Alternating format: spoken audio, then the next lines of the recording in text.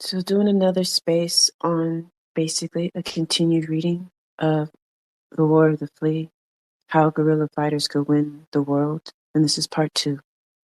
Before I start, I'm going to put some resources in the Jumbotron. So if it gets quiet on the recording, that's why. I'm also going to put some mutual aids up there.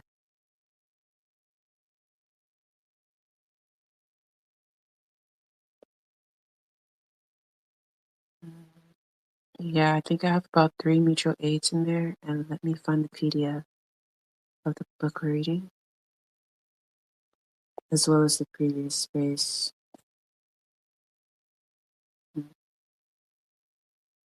And find part 1 from last night.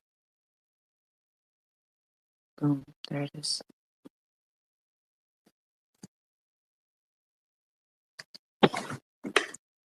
Okay, so in the Jumbotron,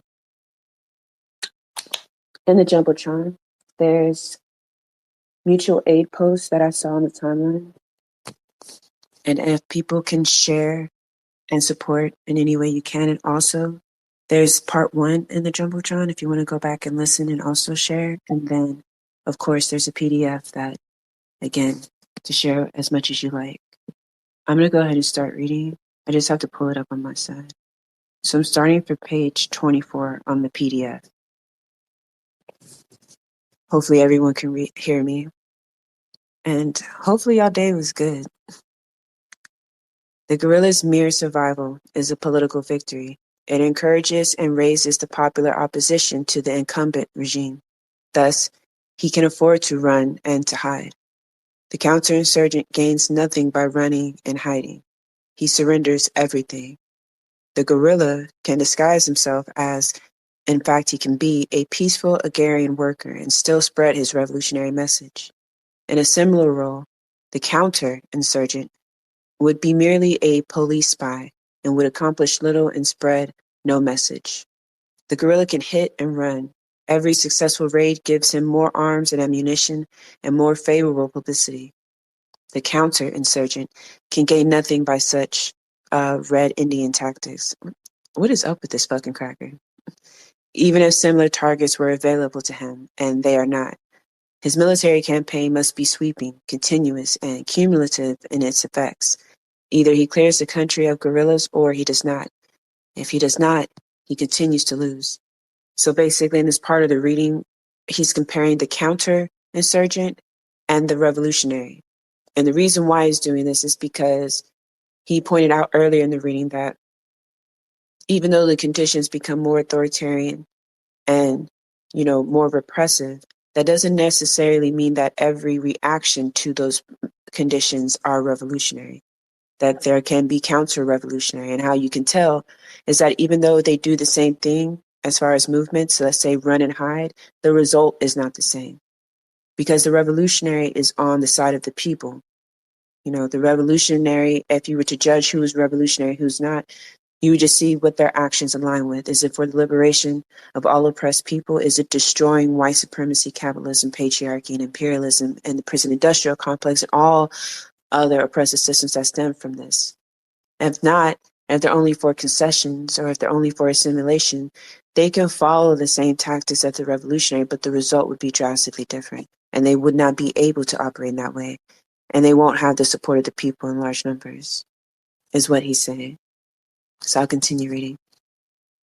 Let's see. The guerrilla can hit and run. Oh, the distinction made here between guerrilla war as a political military technique and mere guerrillaism, banditry on the one hand, and the application of irregular warfare techniques by regular military organizations on the other, is by no means as arbitrary as it may at first appear.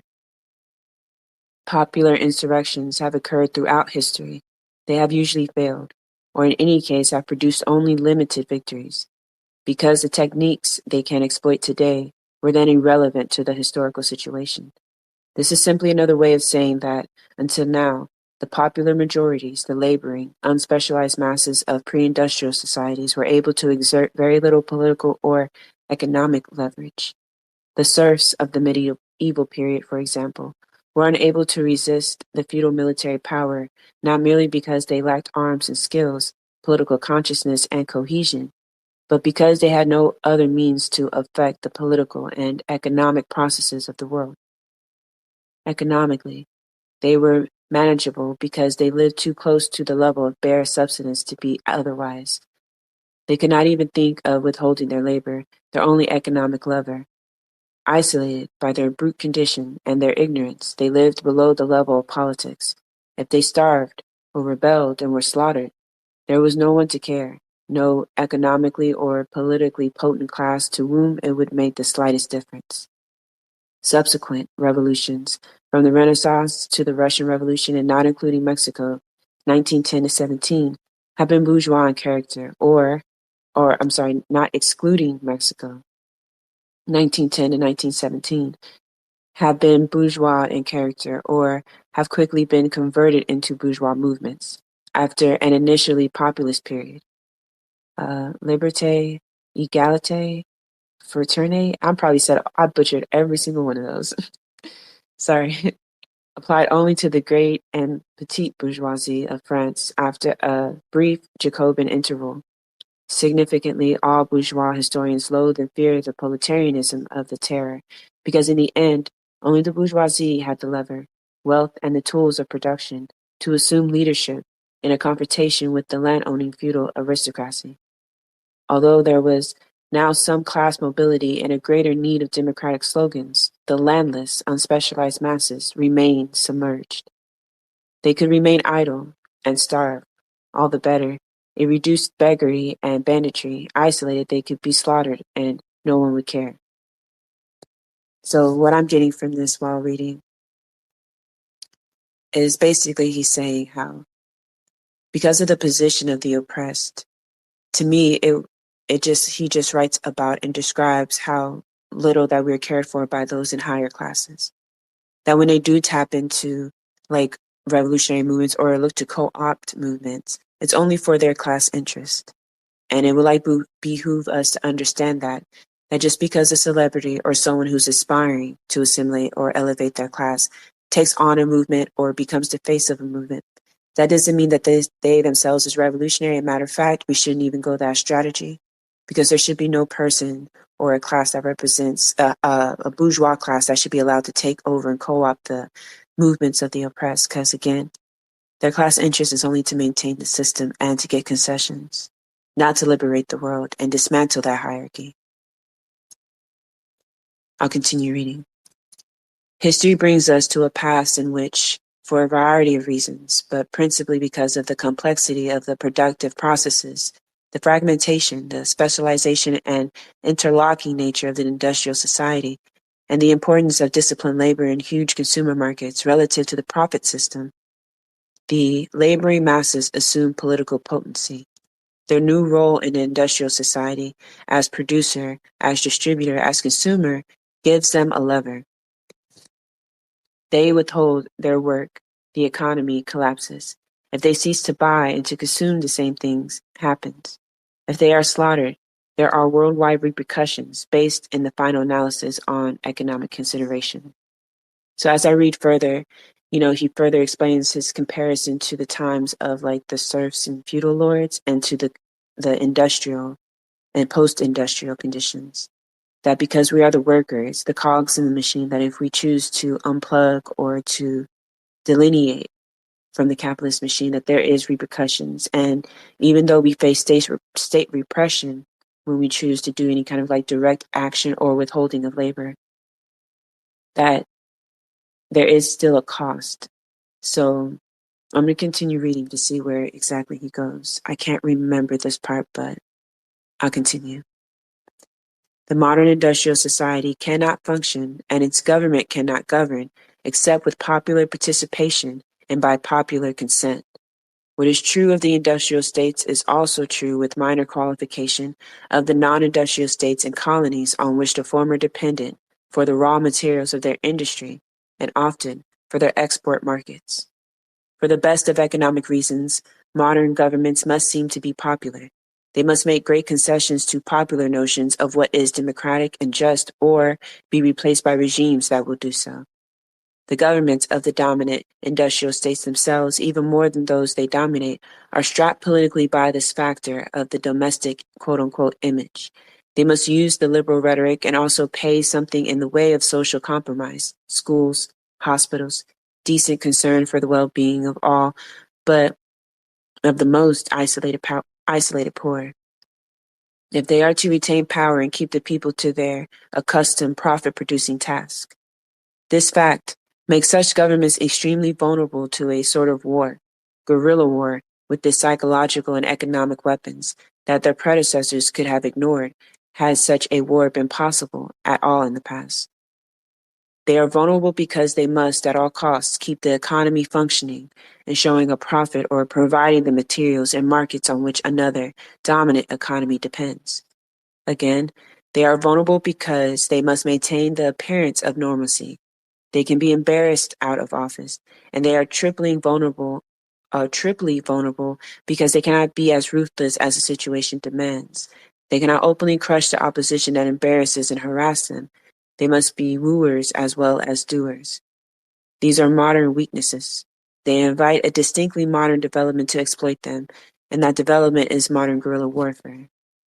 Now, just real quick, I don't agree with him on this because, again, this is a cracker, so, me being Black and of African descent and study Black revolutionary movements and just the conditions of Black people globally, we see that we face violent state repression all the time, anytime we resist. We still have comrades locked up in jail from the 2020 uprisings and the uprisings of police brutality here in America that are still locked up right now as we speak. And of course being harassed out here in real life.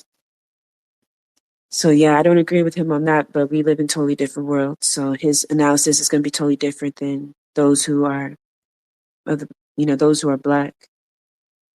And that's why we have to have our own analysis and our own strategy of destroying this. I'll get back to reading. Oh, you know what? Let me grab water. And I'm not sure if anyone's in this space because I can't see it, but just a reminder to check the Jumbotron for resources and supporting the mutual aids that are also posted there. So he goes on to say, fundamentally, the guerrillas' tactics and those of the counterinsurgent differ because their roles differ. They are dissimilar forces fighting dissimilar wars for desperate objectives. The counterinsurgent seeks a military solution to wipe out the guerrillas. He is hampered by a political and economic impediment. He cannot wipe out the populace or any significant sector of it. The guerrilla, for his part, wishes to wear down his military opponent and will employ suitable tactics to that end. But his primary objective is political. It is to feed and fan the fires of revolution by his struggle, to raise the entire population against the regime, to discredit it, isolate it, wreck its credits, undermine its economy, overextend its resources, and cause its disintegration. Essentially, the guerrilla fighter's war is political and social. His means are at least as political as they are military. His purpose is almost entirely so. Thus, we may paraphrase Clausewitz's guerrilla war is the extension of politics by means of armed conflict. At a certain point in its development, it becomes revolution itself, the dragon's teeth sprung to maturity. Guerrilla war equals revolutionary war, the extension of politics by the means of armed conflict. Until this much is properly understood by those who would oppose it, nothing else about it can be understood, and no strategy or tactic devised to suppress it can prevail. If, on the other hand, this much is understood by those who lead it, then it can scarcely fail in any circumstance, for the war will not even begin until all the conditions of its success are present. Let us now begin to examine the mechanics of the revolutionary process called guerrilla warfare. This chapter 2, is called The War of the Flea, Political and Military Objectives, Creating the Climate of Collapse, Organization of Insurgent Forces, Guerrilla on Guerrilla War, the Base. This quote starts, "The enemy advances, we retreat. The enemy camps, we harass. The enemy tires, we attack. The enemy retreats, we pursue."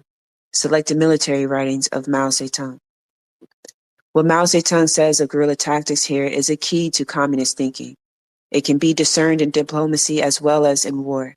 The Soviet policymakers have mastered the Chinese lesson very well and apply it to a wide variety of problems having nothing to do with guerrilla fighting. Berlin, since the Second World War, has been a prime example, and the establishment of Soviet missile bases in Cuba was another. But then why not? The policy of hitting the enemy when he is weak, evading him when he is strong, taking the offense when he falls back, circling around when he advances, and all of this is only common sense. There is no great novelty in it, nor can the Marxist-Leninist camp claim any special credit for it. What is new, and Mao is the apostle and the long Chinese Revolution the first proving ground, is the application of guerrilla activity in a conscious and deliberate way to specific political objectives without immediate reference to the outcome of battles as such, provided only that the revolutionary survives. Oddly enough, however, it is the non-communist Cubans rather than the Chinese who have provided the most clear-cut example of military activity producing political effects in a war in which few of the battles would be described by military men as more than skirmishes, yet one in which the government came crashing down as surely as if an army had been destroyed on the battlefield. The explanation seems to baffle military men, yet it is simple enough. Guerrillas who know their trade and have popular support cannot be eliminated by the means available to most governments. On the other hand, few governments can stand the political, psychological, and economic stresses of guerrilla war, no matter how strong they may be militarily. In general, all warfare involves the same basic problem: how to use one's strength to exploit the enemy's weaknesses, and so to overcome him. In an internal war, the government's strength is its powerful army, its arsenal, and its wealth of material means. Its weaknesses are social, political, and economic in the sense that the economy, while an asset, is vulnerable from several points of view. It provides both military and psychological targets. Constitutional democracies, as I have already noted, are particularly exposed to the subversion, and that is the basic weapon of revolutionary war. The stratified class structure and the multi-party political systems of most such countries are sources of political and social dissension that can be exploited. Constitutional law is a further embarrassment and sometimes may be a fatal impediment. I'm not sure how to say Batista's name right, but it's Fulgencio. It's Fulgencio. Batista fell not because he was a dictator, but because the situation in a country with democratic institutions, moreover, a country almost entirely dependent on the favor of the United States, with its similar institutions and traditions, did not permit him to be dictator enough to resolve the contradictions that confronted him. His hands were tied by conventions he could not break without losing his foreign support. His use of counterterrorism, that is, the illegal use of force, only increased his domestic opposition. Yet without it, he had no effective means to combat the disorder and subversion that threatened his regime. Similarly, the French in Indochina were destroyed in the fatal analysis by the very ideas and institutions that they themselves had introduced. Franco, by way of contrast, probably stands because he has successfully stifled the very idea of political liberty in Spain, while putting enough bread on the table to satisfy the vocal majority. This is to speak of legalistic, that is, social and political difficulties. On the military level, a regular army under whatever political system has disadvantages that are owing to the very size and complexity of the organization, and again to its defensive role as the guardian of the national wealth and of the whole of the national territory. The guerrilla, for his part, finds his strength in his freedom from territorial commitments, his mobility, and his relationship to a discontented people as a spokesman for their grievances, the armed vanguard, as Che Guevara puts it, of militant social protest. His weakness is merely, I use the word advisedly, a military weakness. He lacks the arms, and usually the manpower, to risk a military decision. In the circumstances, it is obvious what the guerrilla tactics must be. Politically, he must seek to aggravate such social and political dissension as exists, and to raise the level of political consciousness of revolutionary will among the people. It will also be part of his design, as well as the natural consequence of his actions, to bring about an intensification of the political regression that already exists, so deepening popular opposition to the regime and hastening the process of its dissolution.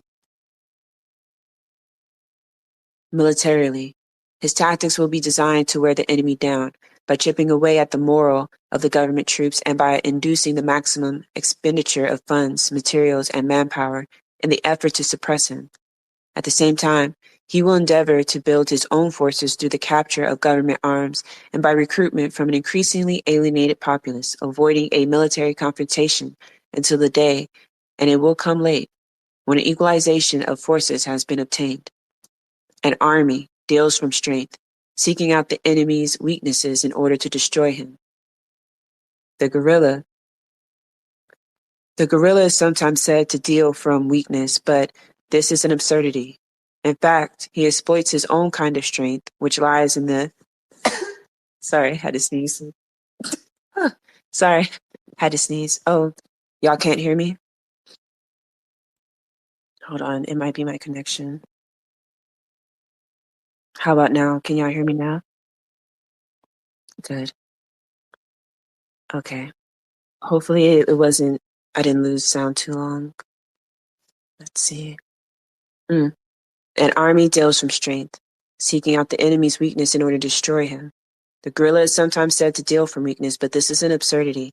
In fact, he exploits his own kind of strength, which lies in the extreme mobility of lightly armed forces without territorial or hardware investment, a bottomless well of manpower from which to recruit, and the fact that time, which is both money and political capital, works in his favor. Antologically, the guerrilla fights the war of the flea, and his military enemy suffers the dog's disadvantages. Too much to defend, too small, ubiquitous, and agile an enemy to come to grips with.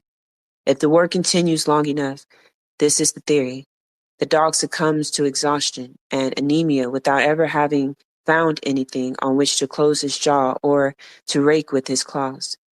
But this may be too oversimplified for the sake of an analogy. In practice, the dog does not die of anemia. He merely becomes too weakened, in military terms, overextended, in political terms, too unpopular, in economic terms, too expansive, to defend himself. At this point, the flea, having multiplied to a veritable plague of fleas through long series of small victories, each drawing its drop of blood, each claiming the reward of a few more captured weapons to arm yet a few more partisans, concentrates his forces for a decisive series of powerful blows. Time works for the guerrilla both in the field, where it costs the enemy a daily fortune to pursue him, and in the political economic arena. Almost all modern governments are highly conscious of what journalism calls world opinion. For sound reasons, mostly of an economic nature, they cannot afford to be condemned in the United Nations. They do not like to be visited by human rights commissions or freedom of the press committees. Their need of foreign investment, foreign loans, foreign markets, satisfactory trade relationships, and so on, requires that they be members in more or less good standing of a larger community of interests. Often, too, they are members of military alliances. Consequently, they must maintain some appearance of stability in order to assure the other members of the community or of the alliance that contracts will continue to be honored, that treaties will be upheld, the loans will be repaid with interest, that investments will continue to produce profits and be safe. Protracted internal war threatens all of this, for no investor will wish to put his money where it is not safe and certain to produce a profit. No bank lends without guarantees. No ally wishes to treat with a government that is on the point of eviction. It follows that it must be the business of the guerrilla and of its clandestine political organization in the cities to destroy the stable image of the government, and so to deny its credits or to dry up its sources of revenue, and to create dissension within the frightened owning classes within the government bureaucracy whose payrolls will be pinched, and within the military itself. The outbreak of the insurgency is the first step. It is a body blow that in itself inflicts severe damage on the prestige of the regime. The survival of the guerrilla force over a period of time, demonstrating the impotence of the army, continues the process. As the guerrillas' support widens, and this will comes automatically as the weakness of the government is revealed, political trouble is sure to follow in the form of petitions, demonstrations, and strikes. This is, in their turn, will be followed by more serious developments, sabotage, terror, and spreading insurrection. In such circumstances, it will be a remarkable government that will not be driven to stern repressive measures, curfews, the suspensions of civil liberties, a ban on popular assemblies, illegal acts that can only deepen the popular opposition, creating a vicious circle of rebellion and repression until the economy is undermined, the social fabric torn beyond redemption, and the regime tottering on the verge of collapse. So just real quick, well, after I grab some water, as I'm reading this, I'm thinking, right? Because in my mind, it's playing out. And what I grab from the text is basically saying that in moments of guerrilla warfare and the revolutionary process, the reaction from the state, of course, will be repressive. But if the political consciousness of a people is awakened, if the revolutionary will for change is there and ignited, and if the conditions all align for revolutionary warfare, guerrilla warfare, then the reaction from the state will only intensify the guerrilla warfare's position, and more people will align with it. Therefore, supporting the revolution. I think that's important for me, to realize as I'm reading this, because again, it serves to tell us, although things seem impossible and the odds seem ever stacked against us, we do have examples in which once all those things align and the people become activated, that it shows that the machine, aka the state, and the empire can only be weakened when the people stand up and fight back. And that is actually in favor of the people to win. If we were to take the reins and decide to, enough is enough. It's just something that crossed my mind, but I'll keep reading. In such circumstances, it would be, I already read that. In the end, it would be a question whether the government falls before the military is destroyed in the field, or whether the destruction of the military brings about the final disposition of the political regime. The two processes are complementary. Social and political dissolution bleeds the military, and the protracted and futile campaign in the field contributes to the process of social and political dissolution, creating what I have elsewhere called the climate of collapse. This is the grand strategic objective of the guerrilla, to create the climate of collapse. It may be taken as the key to everything he does. Please note, I do not by any means wish to suggest that the train of events described above can be put into motion anywhere at any time by any agency, irrespective of objective and subjective conditions. Insurrections may be provoked or incited or may occur spontaneously as the expression of grievances or of frustrated aspirations, or because of other factors, religious frenzy, blood feuds, mass hysteria induced by anything from a sports contest to a rape in Mississippi, can lead to bloodshed and temporary anarchy. Guerrilla warfare does not necessarily follow. Insurrection is a phenomenon, revolution a process, which cannot begin until the historical stage has been set for it. Since guerrilla war is, in our definition, a revolutionary process, it can only come out of a revolutionary situation. For this reason, I'm inclined to agree with Che Guevara when he writes in Guerrilla Warfare. Naturally, it is not to be thought that all conditions for revolution are going to be created through the impulse given to them by guerrilla activity. It must always be kept in mind that there is a necessary minimum without which the establishment and consolidation of the first center of rebellion is not practicable. People must see clearly the futility of maintaining a fight for social goals within the framework of civil debate. When the forces of oppression come to maintain themselves in power against established law, peace is considered already broken. In these conditions, popular discontent manifests itself in more active forms.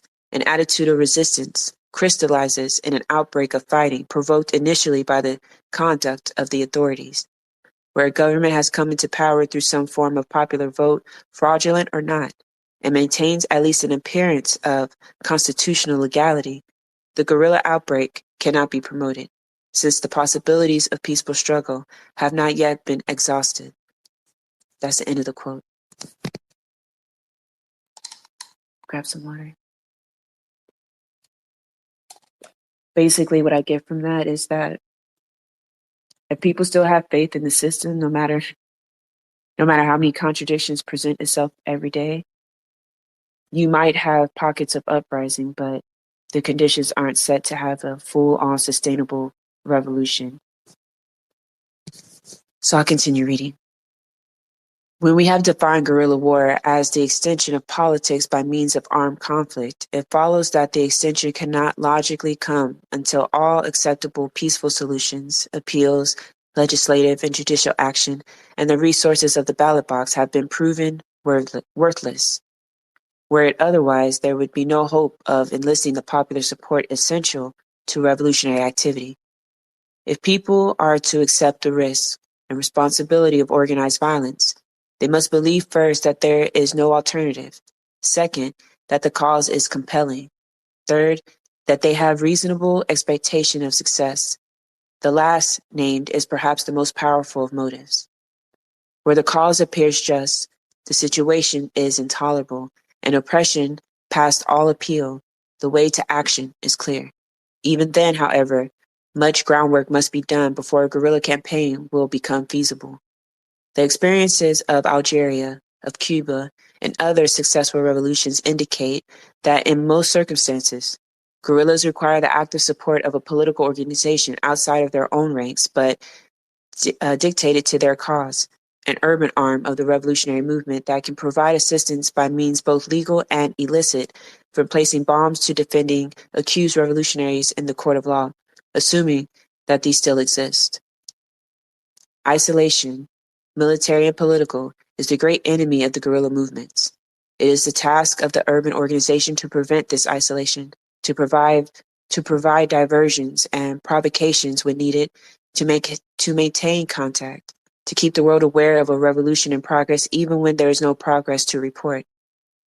Usually, the revolutionary political organization will have two branches, one subterranean and illegal, and the other visible and quasi-legitimate.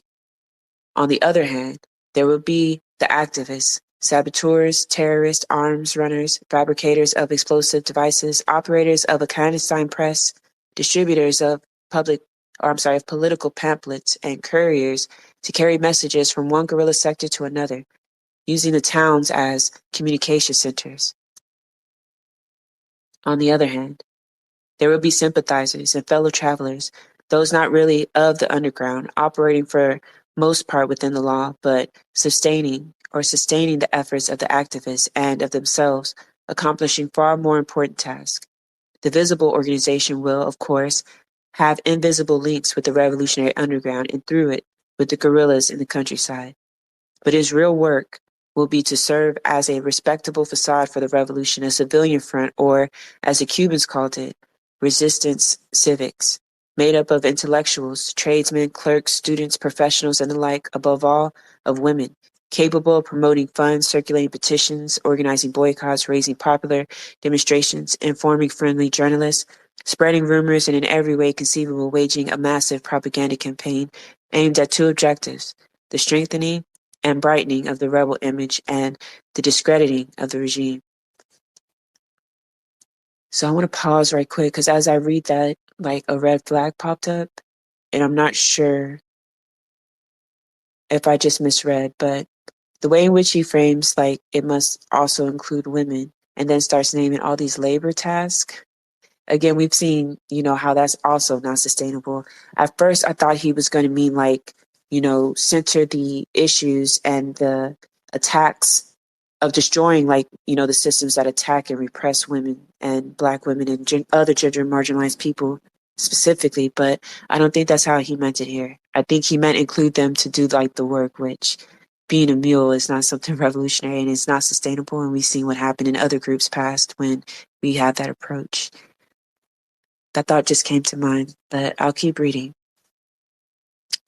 Also, too, just real quick, because now this is chapter 3. In the Jumbotron, there are mutual aid posts. And if you could share and support, that's also part of building community. As well as part 1 of the reading of this book is in the Jumbotron, along with a PDF. So I'll continue. Oh, you know what? Let me get more water.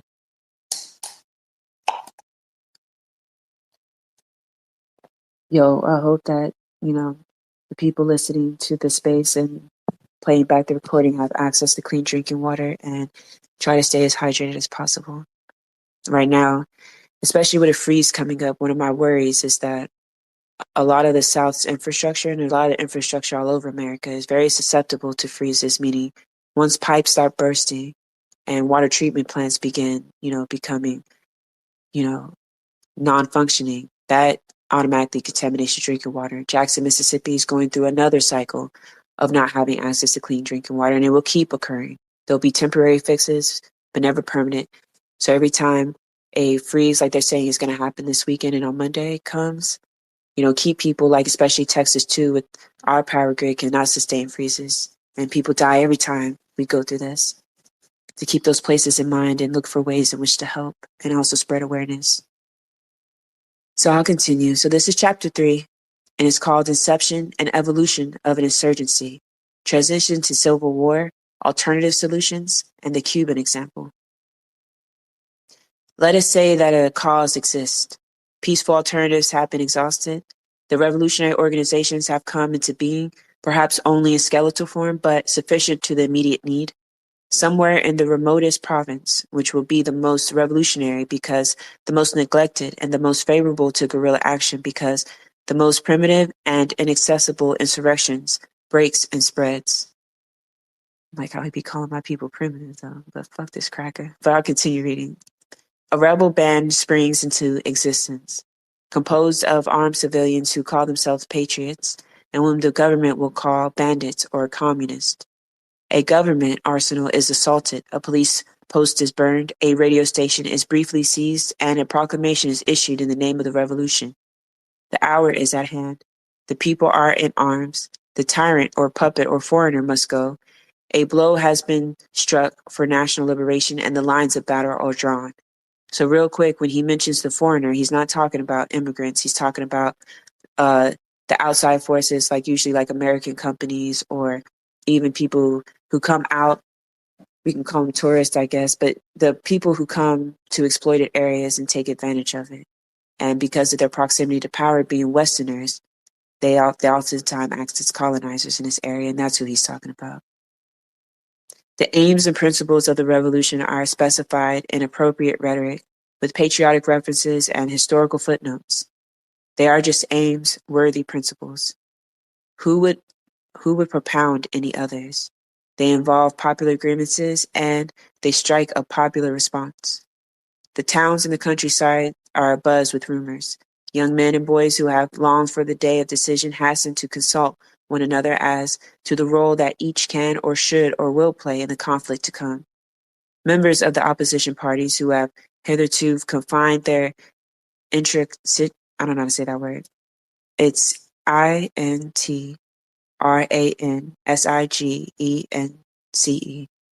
to the lecture platform and the writing of editorials now must take a position. The blow that has been struck is a catalyst, deciding new alignments and future attitudes. Who will join the rebels? Who will walk the neutral line or abandon his principles and make common cause with the oppressor? Since it is not in the nature of governments to treat with armed civilians, the insurrection must be put down, ordered established, and confidence restored. Already, there are discrete questions being put by foreign embassies, and although these embassies want reassurance, they are not above consulting with the political opposition. They may even establish an informal liaison with the rebels, both to gain intelligence and by way of insurance. Businesses, or business leaders and banks, both foreign and domestic, will be close behind. Sorry, I gotta get water. Business leaders and banks, both foreign and domestic, will be close behind, and not always so discreet. The situation, if allowed to develop, is certain to attract foreign journalists, and the rebels, perhaps insignificant in themselves from the government's point of view, will then find a platform from which to amplify their cause and the embarrassment of the regime a thousandfold.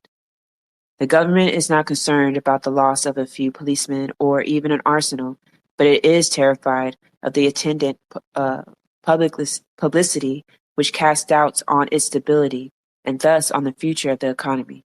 Besides, who knows what other insurgents may not be brewing? Insurrections may be brewing.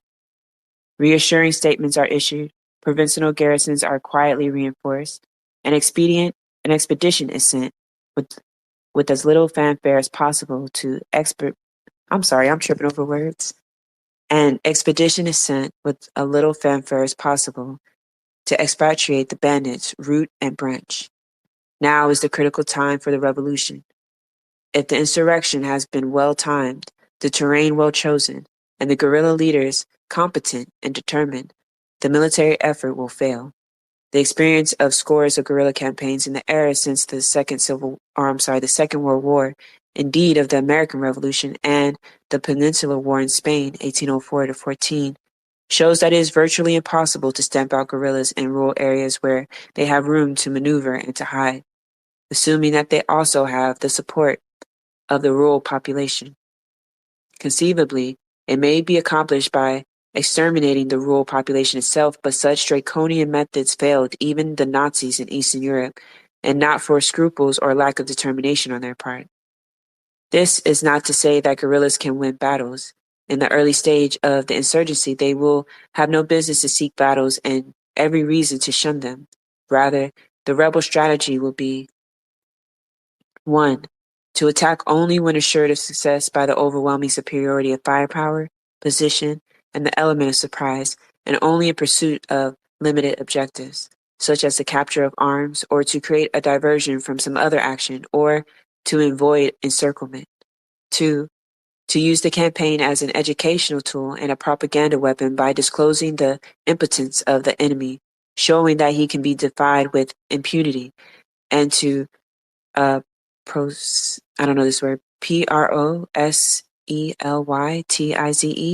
among the rural population by identifying with its grievances and aspirations, and by putting the burden and the blame of bloodshed on the repressive government as the clear aggressor it will necessarily become in the course of anti-guerrilla campaign. In the beginning, only small actions in isolated sectors will be possible. Later, as the guerrilla grows stronger, they will divide their forces to take the revolutionary message into new areas and to harass the army on a broader scale, forcing it to extend its lines so that its defenses are weakened and small units can be reduced one at a time. Throughout the campaign to the final stage, the rebel strategy will be to avoid a military decision until an equalization of forces have been reached, and the government army can be confronted on the battlefield with clear assurance of success. At the onset, defiance will be enough. The existence of insurgency will in itself serve to discredit the government and so to advance the rebel cause. The difficulty will be to continue to make political capital of an uprising that can consist initially of only small actions. Just as the regime depends for its life on the appearance of stability and progress, so does the rebel leader depend on actions as the means of asserting his intra-agencies and winning mass support. The guerrillas have struck their opening blow. The moment of hot pursuit dies, they must turn and strike again. At the vanguard of the expeditionary force or its outpost, at a supply column, at a depot where arms can be obtained. If their clandestine organization in towns is up to it, there will now be incidences of terrorism or of industrial sabotage to heighten the crisis. If there are atrocities in the way of reprisal on the part of the authorities, they must be well publicized. If there are martyrs, they must be big funerals, protests led by the mothers of the slain, outcries of popular indignation. Ideally, there will be a general strike. It will come further repression, a curfew, beatings, arrests, creating further alienation of the populace from the regime, perhaps creating new martyrs and new incidences. Real quick, I think it's important to reading this section because as we see these things happening and the narrative is controlled by those empowered through the media, and they tell us what to name these actions, they tell us to call people who engage in direct action or any kind of blow to business, the business class, the managerial class, and the state. We're told to look at them as looters, as criminals, as people that we should shun from the community. When in actuality, if we really want liberation and end of this repressive system globally, we would see this as those are actually in line, whether they know it so or not, that those are not something that we should shun or dismiss or align with the state on, that we should actually rally around and create safe networks so that those people can have safe havens within the community, because those incidences will accumulate and create the conditions in which we can have a revolutionary process be sustainable and get liberation in our lifetime. So as you see more people stealing, more people not paying their rent, more people not paying their loans back, and more people just engaging and saying, no, I'm not doing that anymore. And those things being labeled as criminal or lazy or any kind of derogatory terms that they come up with. Us as the people have to know better. And studying books like this helps us to recognize that those are actually conditions in which revolutionary potential exists. And seize the time. I'll continue reading. As it becomes clear the government can no longer maintain order and cannot suppress the insurrection, the revolutionary tide begins to rise and swell. Students joined the ranks of the underground, the working class and liberal middle class elements of the towns, housewives, white-collar workers, the out-political factions, the economic nationalists, idealists of one sort or another, and the disaffected of all classes joined the popular protest against persecution and the loss of civil liberties. Hunted members of the clandestine organization flee to the countryside to join the guerrillas, and peasants who have become the victims of a military campaign, which is sure to claim innocent casualties, or who have fallen under suspicion for their association with the rebels, also swell the insurgent force. As it grows, it becomes capable of action over wider territory. Even more important, it becomes capable of establishing guerrilla bases in areas which the military can no longer control. With the establishment of such bases come into being a rebel government and a guerrilla economy, capable of supporting the guerrilla fighters independently of raids and smuggled supplies from the towns.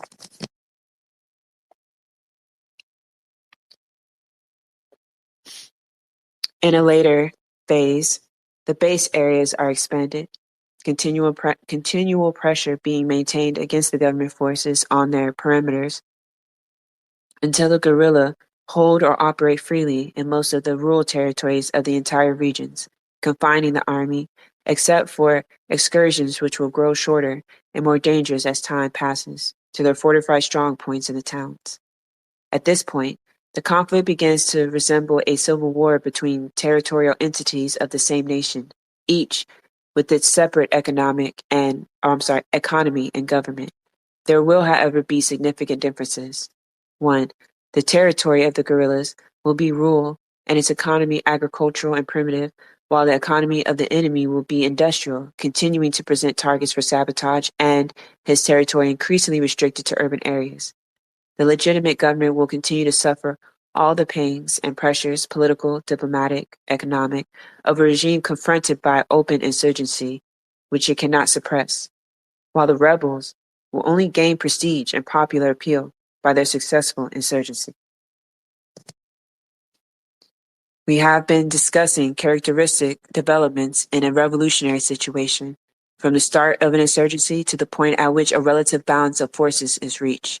The question remains as to what sort of decision will follow, military or political. In the smaller semi-colonial countries with economies to some extent governments depending on richer and more powerful neighbors, Cuba is the revolutionary prototype. I am inclined to believe that the political decision, the easier and less costly of the alternatives, is most always possible, barring outside intervention. The Cuban Revolution provides an excellent example of the process that we have been discussing in Hypothesis. Sorry, I gotta grab some water.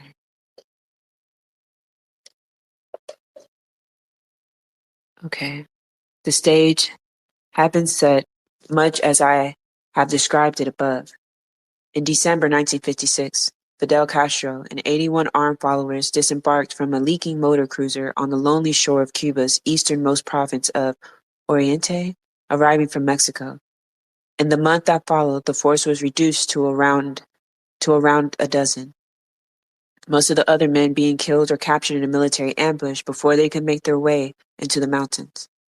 Castro's military activities during the next 6 months were minuscule. They consisted of small raids on isolated army posts, yet the first produced sufficient captured weapons to double the force when recruits were found. Sugar mills and villages on the edge of the Sierra Maestra range. When I first met Castro in the Sierra in April 1957, he had perhaps 100 followers. Half of these had arrived only 2 weeks before from Santiago, the provincial capital, where they have formed the bulk of his urban underground. The biggest single action of the Fidelistas during the period was an attack on May 28, 1957, a small military outpost of Urboro, manned by about 70 soldiers. Rebels lose. Sorry, I'm really reading jacked up. Rebel losses came to 8 dead. Military losses were put at 30. Other actions during the first year were on a similar scale or smaller, and had no time during the entire insurrectionary period did battles involve more than a few hundred men on either side. In almost all cases of unprovoked attack, where there was no prior move by the Batista military, the rebel purpose was to capture weapons with which to arm more guerrillas. The scale of the action was miniature, yet propaganda victories came early and were international in their scope. One followed the other. The reports of the New York Times correspondent Hubert Matthews made Fidel Castro's name a household word in the United States. Subsequent publicity carried it around the world. The effect, on the political and economic level, was to bring about an American arms embargo against the government of Fulgencio Batista, to discourage investment and restrict credits to such an extent as to put a severe strain on the regime and to cause, gradually, a failure of nerve within the administration that spread to the military and made it practically impotent long before most of his troops had ever heard a rifle shot. The Batista regime was hopelessly corrupt and inefficient. When it fell, it appeared superficially to have fallen of its own weight and weakness. Foreign journalists covering the story could not quite believe that Castro's handful of bearded riflemen had had much to do with it, except on the propaganda level. At first, Batista had been disdainful of what appeared to be a small band of political adventurers, almost completely isolated in the remote Sierra Maestra. After the first fistful attempts to flush the guerrillas out of the mountains, he was inclined to dismiss the danger and to cede to Castro by default a territory so remote, inaccessible, thinly populated, and uneconomic as to be scarcely worth bothering about. Bandits had existed in Sierra before. They had attracted little attention and had done no great harm. Doubtless, Batista reasoned that the publicity would soon die away, and that in due time the adventurers would be starved out of their sanctuary or grow weary of the fruitless campaign and give up. Later, he was to feel that he had grossly underestimated the threat and to see rebels everywhere, even where there were none. With a secure mountain base, Castro was able to recruit a strong, irregular force and to make what he had seemed many times stronger than it actually was. Fast-moving guerrilla patrols, sometimes of only a half-dozen men, managed to be everywhere at once. No army patrol was quite safe in the mountains. No outpost, sugar plantation, or village was safe in the foothills or within striking distance of them. When Castro grandiosely announced a total war in March of 1958 and warned of columns moving quickly north, east, and west toward key objectives in all parts of the island, the army reacted as to an invasion. It had no way of knowing that the columns consisted of fewer than 200 men in all, or that so-called Second Front, announced at the same time, had been opened in northern Oriente by a force of no more than 65 guerrillas, their heaviest weapon a 30 caliber Browning automatic rifle. At the onset of the insurrection, Batista had sent 5,000 soldiers to the Sierra Maestra to cordon off the area and eliminate the guerrillas. The Sierra runs more than 100 miles east and west and is 15 to 25 miles deep. Simple arithmetic shows how impossible was the task set for the army, given a trackless terrain of precipitous and thickly wooded mountains. It would have been impossible with twice the number of troops. Aircraft were used against the guerrillas, but as Castro noted, the thick, wet woods blotted out the effects of high explosive bombs and napalm within 25 or 50 yards. There was little danger even had the bombardiers been accurate and the location of the guerrillas known, and neither of these ifs ever prevailed. The only damage done by the aircraft was the thatched bajios of the mountain dwellers living in cultivated clearings.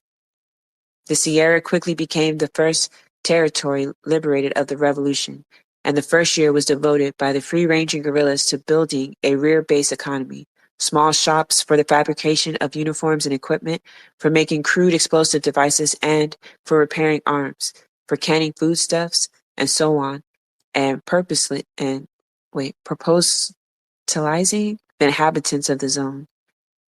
The harassment of the outlying districts and the interception of army patrols were undertaken as a matter of course.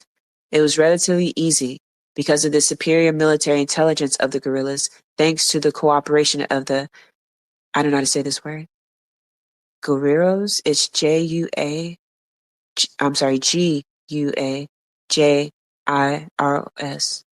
Seldom was a military patrol able to come within a few miles of the Felicista force without the guerrilla becoming aware of it. One of Castro's first acts on entering the Sierra had been to execute 2 bandits accused of rape and murder, so dramatically establishing a revolutionary government with a code of law which could be looked to as a stabilizing force in an area long neglected by the Havana government. The next step, important in winning a following politically and recruiting militarily, was to promulgate an agrarian reform law that conferred title on hundreds of small tenants, sharecroppers, and squatters who were told that they now owned the land that they tilled.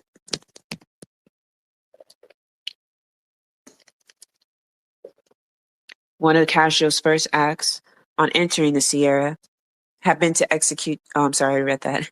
The next step, important in winning a following politically and recruiting military, was to promulgate the agrarian reform law that conferred title on hundreds of small tenants, sharecroppers, and squatters who were told that they now owned the land they tilled.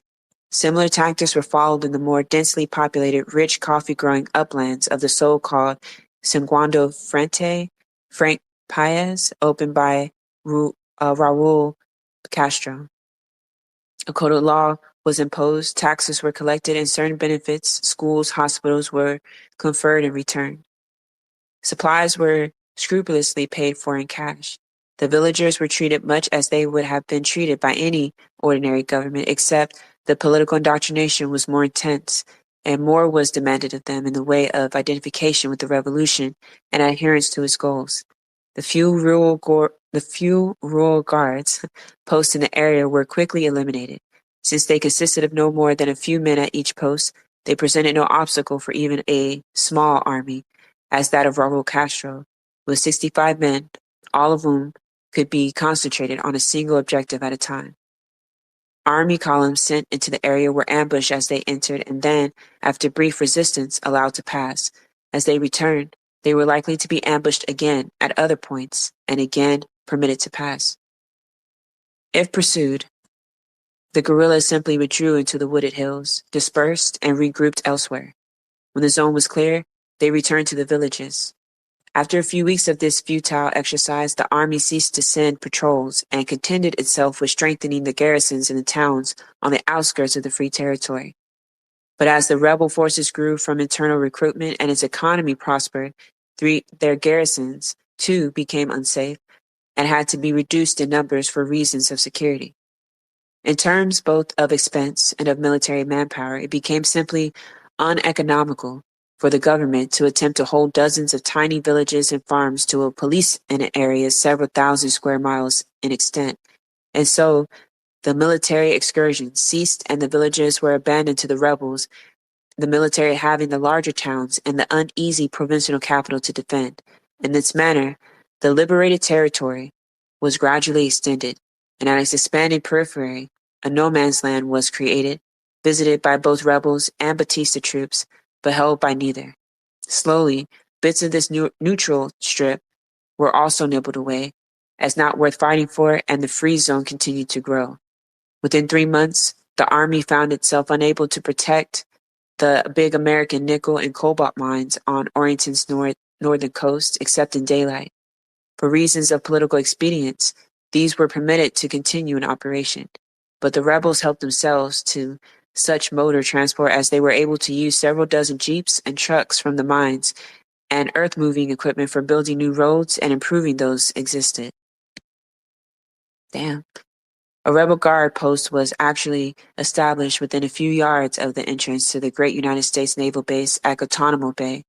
When the Americans were found to be fueling Batista's military aircraft on one occasion and supplying Air Force with rockets on another, this after an arms embargo had been declared by the United States, Raul Castro's guerrillas promptly kidnapped 50-odd American sailors and Marines on an outing along with their excursion bus and simultaneously swooped down on the mining communities and a United Fruit Company experimental station to seize half a dozen executives and engineers as hostages. I know that's fucking right. The resultant embarrassment to Batista was great. It effectively demonstrated to a world largely unaware of the dimensions of the guerrilla campaign in remote Orienting that the dictator no longer had control of a considerable part of his country, that the great United States itself could be defied by a few hundred Cuban guerrillas was a further political lesson and a powerful one. It naturally increased pressure on Batista to do something. In the circumstances, it is hard to see what he could have done. Short of exterminating his own people and burning their villages, he was helpless. In the extremity of the final months, a few military commanders in the field, subsequently executed as war criminals, began to wage such a scorched earth campaign. But by then it was far too late. The rebels had built a strong force and a viable economy in secure rear base areas. In Northern Orient, they had control of the entire national coffee crop, worth some $60 million. Since the government had to have it and could not get it in any other way, it was allowed to come to market and was duly taxed by the guerrillas. Other farm produce was also marketed. In addition to the revenue it brought, it provided the guerrillas in exchange with supplies which they were unable to obtain within the liberated territory. The government needed the crops for the sake of its own economy. It was also in the position of having to maintain an appearance of normality, a pretense of business as usual. Banality also played a part, and for these reasons tolerated a commerce that nourished a rebellion. Guerrilla action continued, slow and sporadic and small scale, often serving merely as a distraction, while the rebel buildup within the free zones continued, yet always having definite objectives: the gradual extension of the territory, the capture of arms, and the training of new recruits. A similar process had been going on in the middle of the island, in the mountains of the Escambray and Las Villas province, on a smaller scale. In the late summer of 1958, 2 columns from the Sierra Maestro, having taken part in a defeat and capture of a regiment-sized expedition sent into the mountains in June, left the Sierra to join the rebels in the Escambray. I know I'm saying that wrong, arriving in early September. The campaign gradually intensified on both fronts. Guerrilla patrols began to interdict the main roads and the national highway. Railroad bridges were destroyed. Traffic in the country was brought to a virtual standstill, except for the movement of large military convoys. Then these too began to come under fire. What had been a few small bands of guerrillas became a swarm. Sabotage and terrorism were stepped up in the towns. On occasion, rebel jeep patrols drove boldly into cities to reconnoiter the suburban areas. Small towns along the national highway were isolated and their garrisons reduced.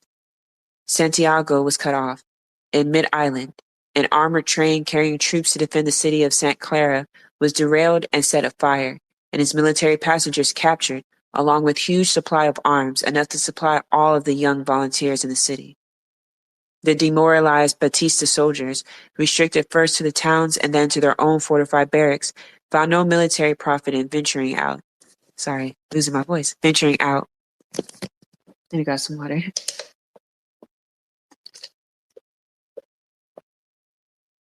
Okay. Since the guerrillas would not stand and fight unless assured of overwhelming odds, on the other hand, the troops risked ambush and capture or death whenever they traveled in less than company or even battalion strength. Slowly, lacking unified leadership, their communications destroyed, they allowed themselves to be sequestered. When the hour of decision came, most of them were on guard within their own isolated fortresses, controlling not even the towns that they were supposed to defend. The army general staff and the government, meanwhile, had been shattered by a general crisis of nerves, with no member of the establishment able to trust another, and each preparing to sell out or get out of the first sign of the regime's collapse. The loss of confidence in Batista had proceeded to such an extent that the ambassador of the all-powerful United States, on whom the Cuban economy depended and whose puppet the government was for all practical purposes, was in the process of negotiating with the political opposition, seeking a conservative alternative to Batista, when the latter precipitately fled the country, along with his generals and the ranking members of his government. To summarize the Cuban Revolution in this way is to neglect the part played by the urban underground and the civic resistance movement, both of which contributed much in the way of strikes, demonstration, sabotage, and propaganda work, and to undermine the morale of the government and to destroy the prestige without which it could no longer direct the economy nor continue to exist. Yet, in the final analysis, it was the guerrillas waging a war of attrition, slowly nibbling away the rural areas, gradually expanding the free territories and building a military force with captured arms, while strangling the army in its barracks, whose actions was decisive. Virtually all of the weapons to arm some 1,500 men, save a few hundred small arms smuggled in from the United States, were captured from Batista's troops. A few dozen, or at most 100 at a time. The fall of the Orient capital of Santiago put tanks and artillery in the hands of the rebels. Further surrenders and Las Villas gave them the means to confront any remaining army regiments that might have been disposed to fight. But by that time, Batista had already fled. A general strike had put Havana in insurgents' hands. The principal garrison at Camp Columbia, outside the capital, had surrendered without firing a single shot. The Navy had rebelled, and the war was over. Oops. Okay, so that's the end of chapter 3, and this is chapter 4. So I've been reading for about an hour, so I'm going to keep it there. I see one request, so let me go ahead and get you a mic, Shango. And again, if anyone wants to speak or discuss what we read, feel free to request a mic. If you're not comfortable grabbing a mic, you can always leave a question in the comment section and we can discuss it. I see choose in the request. Let me get you the co-host. Okay. Shango, you should have a mic. Choose, I gave you the co-host. And I'm going to let Shango go first. And while you say your piece, I'm going to go ahead and put the mutual aids in the comment section. So even after the space is over, people can still access them. Thank you, Choose, for taking a co-host. Hey Thank you. y'all. Go ahead, choose. And I was gonna say hey, and also thank you, Ken, so much for reading to us. This is really fire. So I just want to also extend gratitude. No, thank you. And thank you for everyone for coming. This is an interesting read and it's very heavy material. So I definitely want to have a discussion. And so there's no pressure on having it short. Anything you have to ask, or even if what you heard just brought up a thought and you want to have it discussed, this is a place to do it, where a lot of great minds are in this space and we can all work through this. So with saying that, again, thank you again, Choose, for the co-hosting. Shango, you wanted to speak? Yeah, I wanted to say something a little earlier back than where we ended, but it's related. So first, I think it's important to point out one of the conditions of a revolutionary period, and one of the central condition is that people must lose faith in bourgeois or capitalist institutions, such as the government, such as voting, such as the banks. These things are required to for the people to be it's one of the principal conditions for the people, for the masses, to become radicalized. And this is the perfect time for revolutionists to act, to seize this moment, and to be, to turn up the propaganda in the way of liberation or towards liberation, because the people are looking for direction. Um, and it will be seized by those who are intending to move in a fascist direction, um, or to profit off of the confusion. So I just wanted to note that too. I did note, this is to add to Penn's observation earlier, that, or the red flag that went up, that it's very macho, right? The men, I mean, the roles and the division of labor are clearly gendered. And if we read, for those who are familiar, George Jackson or Fanon tells you, in the context of Algeria, when they had their revolution, that the turning point is when the women were included in every aspect of revolution. So from the arms to propaganda to, so they didn't do these. It wasn't, the division of labor within a revolution is not um, divided by gender or structured by gender, because you will not have a successful revolution. And this is the liberation, that Marxists anyway that are talking about when they talk about liberation for women, is that they are equal and complicit in every single aspect of liberation or revolution. So I just wanted to highlight those two things. Yeah, I want to talk with you in the space about that further, right? Because to me, it's also like common sense. You put people in roles, or people go in roles in which their talents align, right? And so if we sit there and we uphold the colonial system of gender in the way that exists under white supremacy, we only are defeating ourselves strategically. Because if we say like, okay, we're going to go by these gender norms, so only women can do the cooking, can only do this, and only men can do that.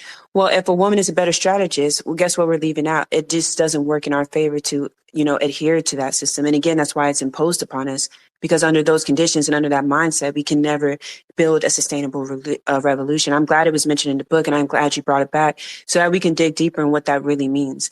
Like, it's not about like just, saying like, oh, anybody gets a role. It's that understanding that the talents are going to come in every different shape and form. And it's going to also be, those talents are also shaped by their circumstances. So there are going to be people who have not only the talent, but because of their conditions has made them put in certain situations that is beneficial to revolutionary strategy, period.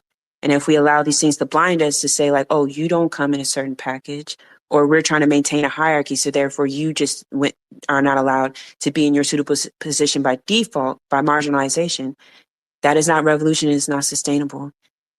So I'm glad you brought that up. Absolutely. No, I was just going to quickly add that, that goes hand in hand with revolution, that we have to undermine, and this is just an underscore of what Penn just said, to undermine the structures, the capitalist structures, these Please false binaries, don't the these gorilla. arbitrary binaries, that exist. We must undermine notions of gender and all this other nonsense, and race and all this other stuff, if we ought to have a real revolution. Go ahead. Yeah. Oh no, oh wait, Biko. So Choose has their hand up. And so real quick, there's this person named Sage and they just got blocked. If you're in the space and you request a mic and you disrupt, you will get blocked immediately. There is not going to be any talking about that because you're not going to distract. So I'm, without letting that person have any more space in this conversation, I just want to let anyone in the space know that if you request a mic, let it be constructive and online in what we're doing. Or I'm going to see you as a nuisance and I will eject you out of the space quickly and expeditiously. I'm sorry, Choose. Go ahead. I guess we both did because when a person came off their mic and I saw that British flag, I was like, fuck out of here. But no, I really love that you brought that up, Shango, because as Pen was reading, that was something that really stuck out to me as well. That a lot of times we betray our own cause by wanting to commit class suicide in every area except for the patriarchy. Because these motherfuckers really want to reestablish a hierarchy with cis men at the top, and that's just not going to work. It's not sustainable. And so, how do we ensure that, yes, we look at these old texts and we see them as useful, but we also recognize their limitations? Because there is no revolution that's about to happen right now where cis men are not going to betray us all in order to keep their status as top of the even the intercommunal hierarchy. And that's unfortunately what happens every single time. And so, yeah, I really like that you brought that up because that was something that struck me in the text. That people, we have to recognize our own limitations as humans. That like we're not gonna always be right, especially if we're revolutionary. That there are ways that the existing power structure is gonna implant itself in our minds in the way that we envision freedom, and we have to be aware that we are fallible in those ways, especially in the ways of patriarchy. So yeah, no, I really just like that because I do really like this text and everything that I've heard thus far. But it's just as like a spectator seeing someone not be able to push past their conditioning in this way. Um, it just made me want to remind the audience and like all of us that like damn, we all individually have work to do. I have work to do because I'm not bigger than those limitations either. And so as we move forward during a time when, shit is hitting the fan right now, I'm sure we all know that, but shit is really hitting the fan. We do not have time to play. So reminding ourselves of like, damn, like even as we engage in this like shit, like, that's gonna come up was important. Yeah, can I be put on stack? Yeah, hold on real quick, Biko. I want to go ahead and expand upon what Choose was talking about. So no, I'm glad you said that because again, in these conversations, what I want to generate more and what we have been on path of doing is for us to like dig a little deeper and again have more like substantive conversations instead of just going into speeches. So the point that you bring up, Choose, about how even this writer, who I have a few problems with while reading this, it will have an analysis that we can all say is for the most part aligned and accurate, right? But then still hold on to those prejudices and hasn't decolonized enough into where if we were just to blindly read this text and accept everything in it, it would not be to our betterment. It would actually, again, there's too many pitfalls. So when we engage in text like this and we're reading it, just because we're reading it in this space does not mean it's like a Bible that we can't challenge. We should challenge it. And we should also like apply it and think about, okay, in what ways do, I subvert the system or in what ways do I align with it and help strengthen it? When we ask ourselves that, we understand our roles then. And then again, we should talk about subversion more and what does that look like? Because the time's already here. And so the thing is that there is no longer to me in my analysis that there's no longer I'm just gonna sit on the sideline and hope for the best. No, it's no longer in that way. If you are neutral, then you're on the side of the oppressor. And then what does that really mean? And then what does that start to look like? Well, what happened is that, as people be like we've talked about before, where the economists have said that they need to push more people out of jobs. And so those people are going to do what for food? Steal. So then what would be your job as a neutral, so-called neutral party? To call the police. So that's what they mean that you cannot be neutral, right? Or like if you get a house that is that an area that has been gentrified, right? And you have the resources to buy that house. But in order to maintain your little plot of land within an area that is currently being gentrified, you have to do what? You have to vote for the politicians that would make loitering a crime. You have to vote in the politicians who will, go with that whole war on crime rhetoric. You will then, of course, be deputized by the state to maintain that system and because you want to maintain your position. So then what does subversion look like? Subversion looks like creating self-defense groups that directly go at these systems to support systems of people who are looting so that they can have networks to redistribute those resources among the people in the community that need it, but to understand that they should be protected at all costs and we all should be protected at all costs. And we can go more into that. But go ahead, Biko. You said you wanted to Yeah, say something? one of the things is that I've read a lot of revolutionary texts. I've read this, but they don't address the explicit nature of rape culture, transmissoire, and queerness. Okay, oftentimes it gets marginalized uh, and on the margins, becomes rendered tertiary.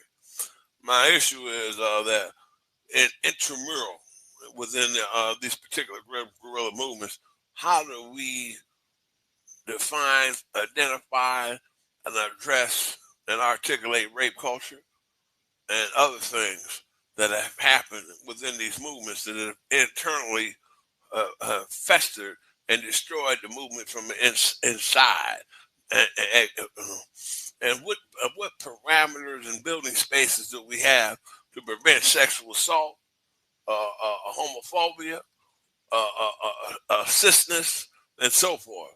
Because I think it's very important. I can talk about strategies and tactics, but oftentimes these particular issues around cishet patriarchy or miswalk are often excluded or rendered tertiary. So, you know what? I'm actually very interested to hear what are your answers to some of that, because as our elder, you have a lot of experience that we will not have access to, right? So I want to hear from you as an elder. What are some ways in which you, in your work, have you like addressed rape culture in the organizations that you've worked with that we can learn from you in this moment, This Pico? what your attitude, your attitude, your Chico. attitude. What I mean specifically, I'm putting it on the table. I'm gonna be straight up with you out the gate. This what I am. Whether not like it, leave it, or what the fuck else. And it's in writing. If you can't get down with that, fuck. So how does that address rape culture within Because organizations? oftentimes we are passive aggressive about stating those things. You know, we're passive aggressive about documenting, articulating, and having what we call points of unity around that, because it's not explicit in the initial phase, and there is no ongoing pedagogy around that. It has to be an ongoing pedagogy that is parallel to revolutionary guerrilla movements and other self-defense things. Because if we're not consistently having particular dialogues around these behaviors, then it will affect our inculcation and blind spots. So we must be straightforward. We can be polite, but we must be transparent and clear about our boundaries. That's what I mean. And that helps internally. It's not a panacea or a placebo, but it is an opportunity to have. As I had mentioned in another space about the Martin Short stay rules, when you go in the thing, you got to have that out the gate. Because people come in these spaces saying one thing and do another. Okay. So if we're not clear, this is not this is an eclectic space, you know, and it's not about queer tolerance. Because a lot of people think they're not homophobic, but if they're merely tolerating certain identities, you know, we can rap all day long about dialectical materialism, this and that, but we don't talk about lesbian phobia, bush phobia, stud phobia, transmisphobia, and not only talk about it, have deep and meaningful discussions. So that way you're on point and you're on notice. Because we're afraid, I think, in my opinion, to be on notice out the gate. Hmm. That's what I mean. And So I'm I have glad. another, oh, go ahead, Chiz. No, I'm just gonna say I'm glad that you offered that up, right? Because I think it's important that folks in the room hear from the elder that these are not issues that you push to the side. You don't meet with your comrade and y'all so-called anti pro-black. Sorry, I didn't mean anti-black. I meant pro-black. You don't meet with your homie, y'all pro-black, and then he says some misogynistic, transphobic shit, and then you say, "Oh, I'm gonna deal with that later," because that's a secondary contradiction. That's not what we do. It's something that you deal with up front and you deal with explicitly, because what they say, if you scratch a patriarch or someone who's invested in patriarch, you're gonna find what? A fascist and a Nazi and someone who is a vulnerability. So I really appreciate you naming that. And I will also add to your point, I think that it's important that we recognize that people in positions of power, you are not the exception. So if you are a cis man, you are not exempt from misogyny in the same way that me as a light-skinned woman is not exempt from colorism. I'm inherently that, right? And cis men are inherently also patriarchal and misogynist.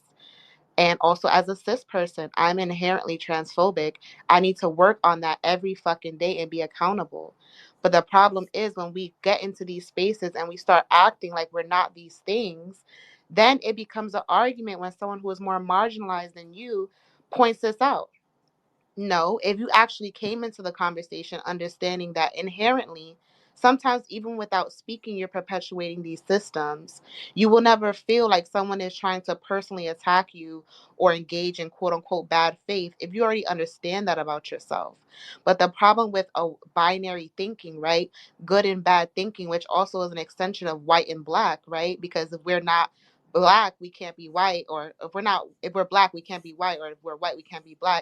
That type of binary thinking extends to how we see morality. And then you think it's a moral judgment, right? And saying, oh, if someone says you're a colorist, they're saying you're a bad person. Or if someone says you're a misogynist, you're a bad person. Well, you are actually a bad person, right? Because these things are inherently bad. And also, you shouldn't fight that shit, because if we want to be free, we should be able to internalize that about ourselves and move accordingly. Because the point isn't to be good, the point is to be liberated. And in order for other people to be liberated, you have to accept these things about ourselves. And I would say, not you, I have to also accept those things about myself. We all have to do that work. So when we come into these spaces and we talk about misogyny, we're not talking about that bad other person outside of this space. We're talking about everybody inside this space, including myself. Even as a cis woman, I also am deeply entrenched in patriarchy. Just because I'm a cis woman doesn't mean that I can't have patriarchal thinking as well. But I also see Brief Scoop's hand. Hey, Brief. Hey, Choose. Hey, Pen. I raised my Hey. hand. Hey, what's up? Good to see you. Good to hear you. I raised my hand because I never do in your spaces. And I wanted to, stand up, be counted, be heard. And then I step in it as you guys are having real freaking heavy conversation. And you need to know, Pen, your space is freaking intimidating. What? because because you bring like the real deep ish, right? Because here it's very easy to talk about anti-imperialism and what have you, but here you're saying to us, hey, look in the mirror. And I'm like, holy effing shit, I want to run. I don't want to, I don't want to talk about this stuff. And it so happened when I jumped in as our elder there was talking about rape culture. Oh my God, this is such an awful, horrible incident that it recalled for me when I was in Occupy, and I actually stood up and defended this man on TV. It's captured forever on film. This man had been accused of um, um, assault, sexual assault. Um, and well, I didn't defend the man, but there was the New York Post and other, such like Murdoch media, whatchamacallit, were accusing Occupy in general of being a cesspool of, assault and all that stuff.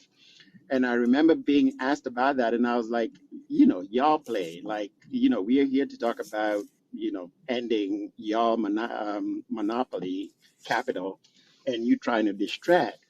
Come to find out that there was actually a man that was being defended by the movement who had been accused of assault by multiple women.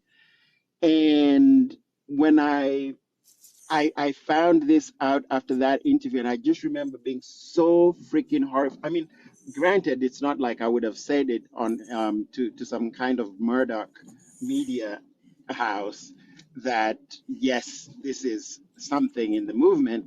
But what stunned me was to find out that people inside the movement were actually defending him and making sure that he didn't get kicked out. or whatever it is, and there was talk of restorative justice, and I don't, and I just remember being so confused, and I was like, what kind of restorative justice is there when there's multiple women, crying out and talking about the fact that there is a man amongst us. And I was so sure that this man must be white because of the way the white um, people in there were defending him. And I mean, in retrospect, it turns out that the people that were defending him were cops and they were plants. So who knows whether any of it was real or true? It might have been all orchestrated. And then it turned out to be a black man. And I remember thinking, there's no way y'all were going gung ho for a black man who's accused of assault the way that y'all were doing it. This had to be some kind, in my thinking, I was thinking, there's no way any of this can be real. Like this has to be a plant, or if he's not a plant, then if he's just a genuine psychopath who's, sorry, I shouldn't use that language. If he's just a genuine sick person who was actually really there just randomly, definitely the people that were protecting him had to do, were COINTELPRO. And we found this out. They were cops. And the person, the people moved funny. But it was horrible. It was a horrible, it was such a horrible thing to be part of. And then the other thing, I see Pen and you have your hand up, so I'm gonna shut up in a minute, but I just wanted to say, and in the Pan-Africanist, anti-imperialist spaces, they are full of every single ism that you can think of, and it's so disgusting. And I honestly don't speak up. There's a part of me that feels like it's a safety issue. There's just rampant homophobia, transphobia, misogyny. I did stand up. I have stood up against the misogyny because that is somewhat, I don't know, that is somewhat socially easier to maneuver. But the other isms, I haven't been brave enough to stand up and be like, I mean, I've stood up and said, listen, these are not the issues. These are not your problems. Like gay people are not, are not monopolizing capital. Like that's not what we are here to do. But I haven't outright come out and been like, that's messed up what you're talking about here. And it's so rampant, and and it's so confusing because I'm like, where do we go? Let me shut up there. Thank you. No, I'm actually glad you brought that up because these are things, again, we need to talk about more, right? One of the things you said that I want to talk about, and there's a few points, and I'm interested in what other people have to say about it too, is that when things come up, so usually when I work with groups, I never work with crackers. So all of my examples are going to be that of working with Black groups. So what ends up happening is that when something like rape, sexual assault, and, various forms of violent misogyny occurs, the perpetrator will always be Black. And in those times, I do hear the same rhetoric of people saying, no, this is COINTELPRO. This can't possibly be true, or we're trying to take a Black man down. And what ends up happening again, the victims, the women, the other gender marginalized people are oftentimes either pushed out if they speak up, or subjected to more violence within the group because, they want to stay among their comrades, among what they built. So then they're exposed to even more violence, silencing tactics. And again, it only goes to harm the community as a whole and the movement as a whole. So then what does us as individuals need to start doing more often, right? You're on social media. I'm just going to use that as an example, right? On social media, if it is too, and when I say you, I don't mean like you individually. This is a call to action for me as well. So I'm going to say me instead. If I'm on social media, right, and I see, violence, if I see transphobia, homophobia, and all of those isms, colorism, anti-Blackness, and I don't say or do anything on an app where it's like safe to do so, I have no reason to ask anyone to trust me in real life in any kind of revolutionary potential because I'm a compromise. It's just what it is. And when we start seeing these things as like, oh, I'm standing up for someone, but instead seeing it as that these are direct blows to the system when we fight against these things, when we uproot these things from our organizations and our community, That is a necessary part of the revolutionary process, and we can't even move forward without doing those things. Because again, like we've seen, when those things are allowed to flourish, when those things are allowed to exist, when we allow the state and state operatives to take and have victims and create more carnage and division within our community, it only creates a counter-revolutionary force. And again, it only helps fascism to succeed. So to me, I wanted to bring that up to say, like, when we hear of instances if someone comes forth and says, hey, I've been assaulted or I've been violated, when people say believe the victim, what they mean is that when you don't believe someone, what do? You disregard, you don't want to hear any more of the story. You don't want to look at any facts. There's no investigation. There's no questioning beyond your disbelief. But when you believe, what it means is that you understand that one, we live under a white supremacist system, a patriarchal system, a homophobic and transphobic rape culture system. You acknowledge all those realities and say, okay, there is a victim to come forward. So if there's any kind of restorative justice looks like what? Centering that victim. And then doing that, you're also centering the community, because why would we want to let anybody like that who would assault and prey and be a predator within our community be free and have community? No, we cut that out like a root.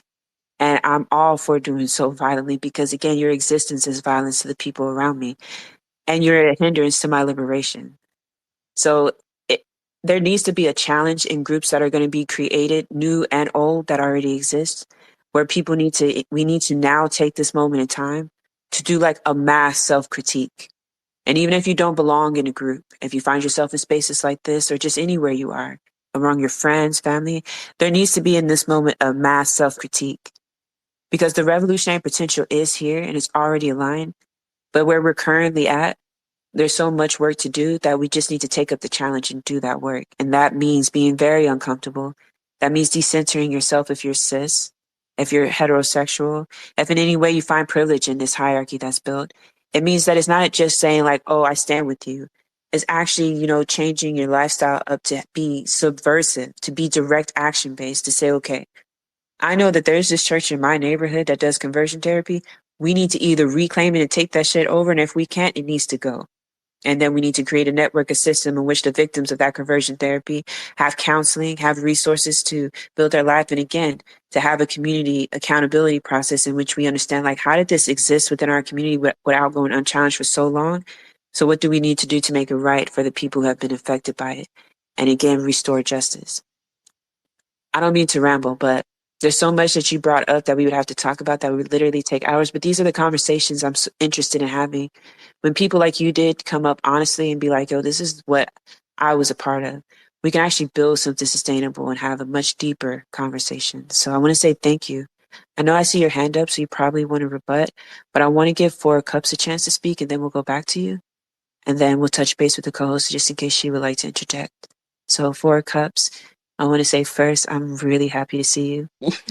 You know, you're God's favorite, right?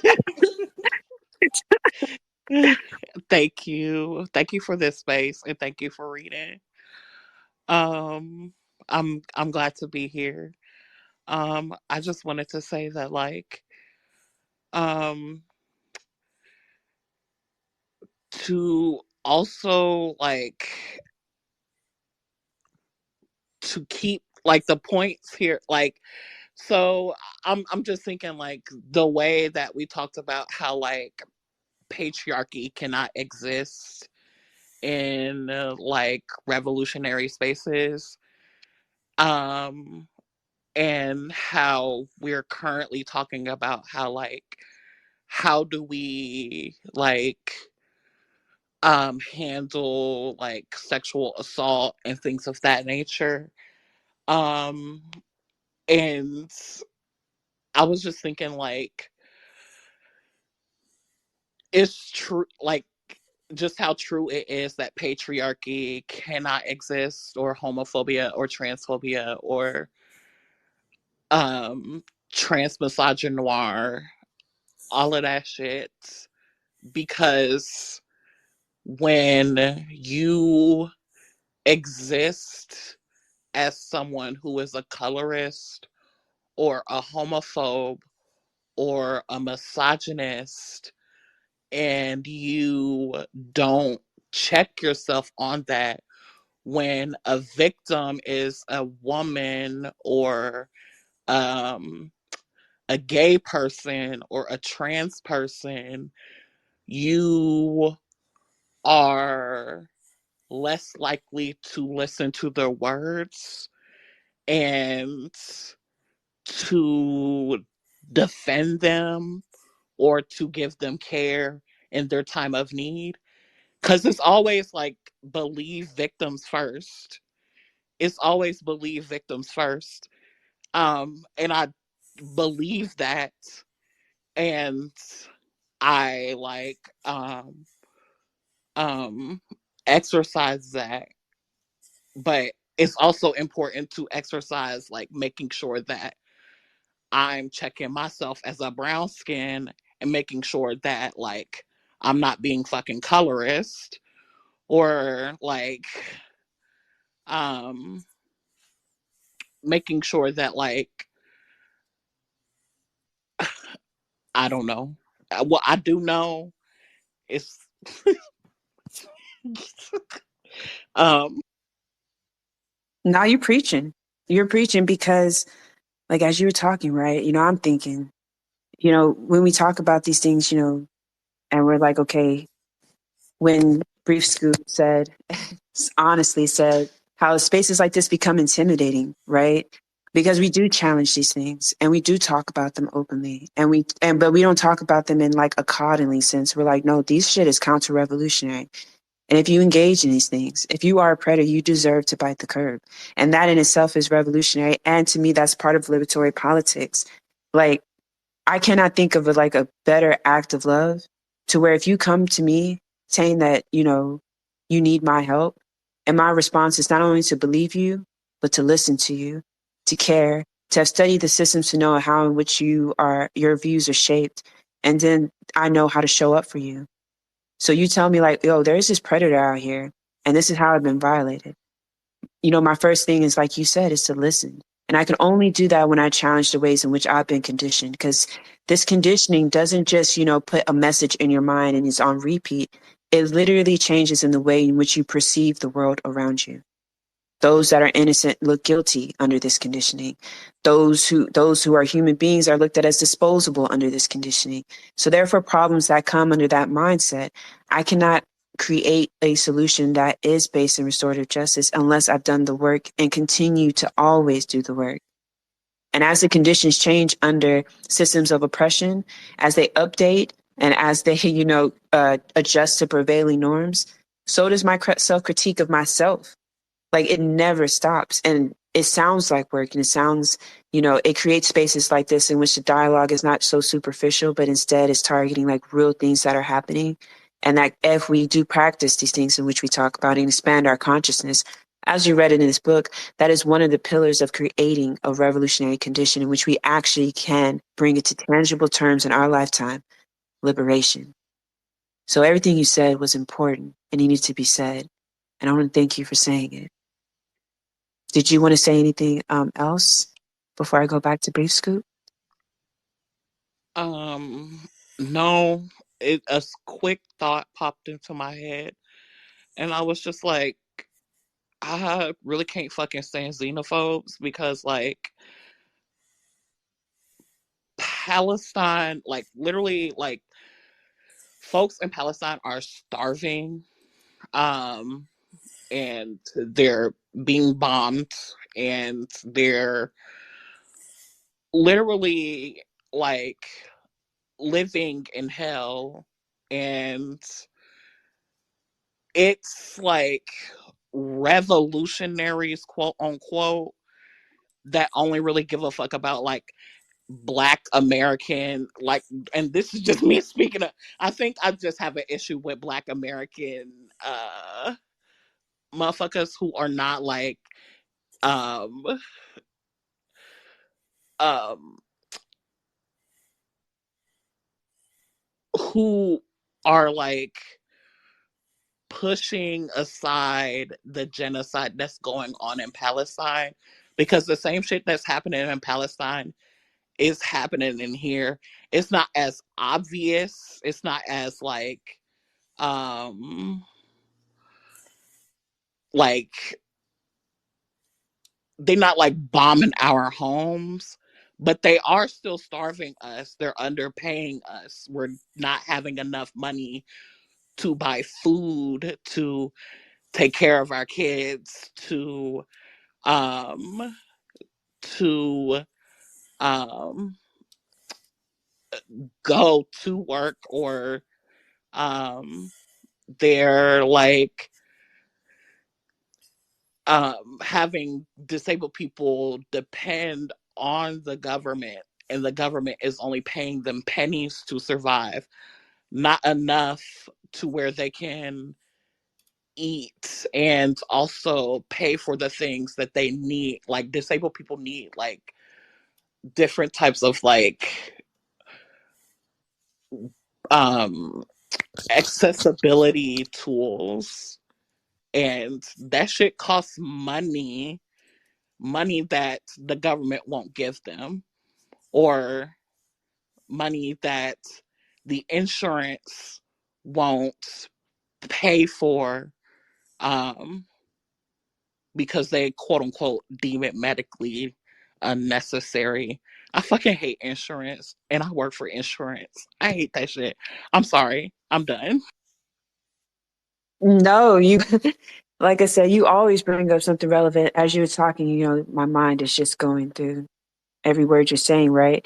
So when you were talking about xenophobia and about the how people are using the Palestinian resistance as a way as a Trojan horse to push that xenophobia, right? I think it's interesting because the people that I usually see with that talking point are people who have not done anything towards our liberation whatsoever. And I mean that. And it's interesting that those voices become loudest when the conditions for a revolution become ever so present. And then all of a sudden there's division. But here's the thing, there's a way in which we can approach this conversation without totally dismissing or, well, we can approach this conversation in a way that's constructive. And what I mean by that, right, is that along with the xenophobia that's being put into this conversation, we also too at the same time have the dismissal of anti-blackness publicly, to where we're arguing things that should already be known and understood. And that's not by accident. And the reason why, of course, again, we see a lot of Black people who are radicals when they voice dissent about what's going on and what the Western Empire is doing to the entire world and destroying, civilizations the world over. Then all of a sudden, right, you'll start seeing more propaganda about deterring Black people from paying attention to what's going on in the world, even though we have revolutionaries in the past and who have told us, even currently, who tell us that international is going to have to be the strategy. Practicing internationalism is the only way we're going to be able to build those networks in which we need in order to have a full revolutionary process. Malcolm X told us, do not let them just tell us that our fight is only here in this white settler colony, as though we don't have, a parallel and a common goal of getting liberated with all oppressed people across the globe. At the same time, we do not have to ignore anti-Blackness.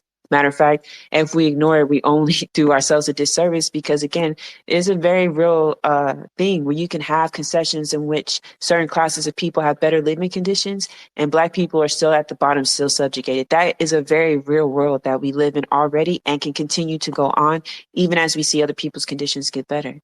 So, again, with anybody that I've ever worked with, the you anti-Blackness, white supremacy has to always be a part of the strategy of dismantling and destroying. I don't go by that rhetoric of, oh, there's no war but the class war, and the way in which some leftists present it, where there's like, oh, let's just ignore race, that's identity politics, misusing it, and let's just concentrate on this thing at this time. No, never. Because to me, you're just a fucking fascist too. Because how are you okay with my subjugation, the ma'afa that continues on my people, the ma'angamizi that my people are going through, and yet say that that can wait until later, but use our labor in order to propel your cause? No, we can talk about those things and how that too is counter-revolutionary. And what we noticed too, and we talk about more in the previous space when Blessing was the co-host, we talked about how during the height of police uprisings, police brutality, uprisings against police brutality that we saw from communists and socialists, how they acted as wet blankets as well with the petty bourgeois and the managerial class who did that as well. But the thing is, when happens with the socialists and the communists, who are telling people like, oh, don't protest that way, or working with the police to get the more radical voices out the way. Again, it just reminds us that we need to have these conversations with everybody, and no one is above critique. Because again, when we create those pockets of, oh, this person can't be touched, this group can't be questioned, again, it's counter-revolutionary, and we end up creating more victims and creating safe havens for predators.